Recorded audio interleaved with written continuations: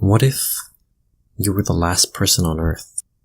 What if everyone all of a sudden disappeared and you were the last person alive? Wouldn't that be great? Everything would be quiet, calm. No one would tell you what you could or couldn't say. No one would tell you what you can or can't do. You could do practically whatever you wanted. Drive above the speed limit, travel anywhere. Eat whenever, sleep whenever, no responsibilities.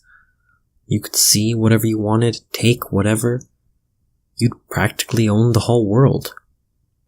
And you wouldn't necessarily be stealing because, technically, it'd be all yours. You'd have everything.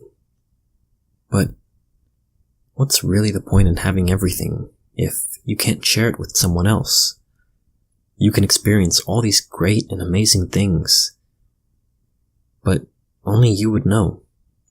How ironic. The best life might really be the worst. No one would care because no one's there to care. If you climbed every mountain in the world, it doesn't matter. If you set a new world record, no one would know. What if you fell? No one would be there to help you up. It's all you. And only you.